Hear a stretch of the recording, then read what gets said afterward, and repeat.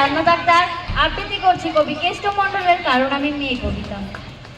যেদিন আমি প্রথম আলো জেলে ধরাতে এলাম, এসেই জানলাম না, আলো নয়, কালো অন্ধকার নিয়েই জন্মেছি। কারণ আমি মেয়ে। আমি মেয়ে বলেই মা তো ভয়ে সিটিয়েছিল বিছানার এক পাশে।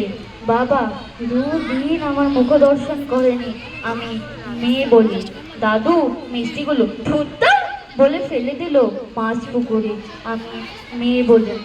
ঠাম্মি পাড়ায় পাড়ায় মুখ দেখিয়ে বলে বেড়ালো কি আবার হবে, খরচের জোগাড় হয়েছে আবার। সুতিকা ঘরে টিম টিম করে জ্বলা আলোয় শুধু মা আমাকে প্রাণ ভরে দেখে বলতো, কেন এলি তুই শুধু আমার যন্ত্রণা বাড়াতে?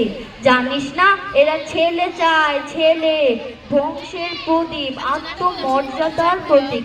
দেখছিস না ঘরে কেমন কালবৈশাখীর মতো বুড়ো গম্ভীর মেঘ, কেমন অসহায় নিস্তব্ধতা। তোকে বড় হয়তো হতে দেবে কিন্তু মানুষ হতে দেবে না। নারী সে তো সন্তান জন্মদানের যন্ত্র। সেই যন্ত্র হতেই পরে জন্ম নিল আমার অনুজ বাই সুহাগ। ঘরে যেন আলো এলো আলো, সেদিন সারা ঘর সাজলো নানা রঙের আলোয়। উঠোন থেকে ঠাকুর ঘর, বাড়ির ছাদ থেকে তুলসী তলা, অন্নপ্রাশনে কত লোক খেলো। জন্মদিনও পালিত হলো রাজসিক ভাবে। কিন্তু আমার বেলায় থাক না বলাই ভালো, কারণ আমি মেয়ে বলেই স্কুলের গণ্ডিতে শেষ হলো আমার জীবন। উচ্চ শিক্ষা কি দরকার আমার, একদিন তো পরের ঘরেই। কারণ আমি মেয়ে। ভাই বড় হলো, ভাই উচ্চ শিক্ষা পেল, দিনের পর দিন রাত করে বাড়ি ফিরলে বাবা চুপ করে থাকতো, অথচ শৃঙ্খলা সমস্ত পেরিয়ে আমার পায়ে বাধা ছিল। কারণ আমি মেয়ে। রঙিন মেঘের মাঝে সূর্যাস্তের অপরূপ দৃশ্য দেখার সৌভাগ্য আমার হয়নি কখনো। কারণ আমি মেয়ে। মা অকালে চলে গেল, যেখানে আচার নেই, অত্যাচার নেই, ব্যভিচার নেই, পুরুষ শাসনের লিঙ্গভেদ নেই, মেয়ে বলে নিয়তির নিষ্ঠুর পরিহাসে ভাইয়ের থেকে বিতাড়িত বাবা একদিন মা বলে আশ্রয় নিল আমার আঁচলের তলে।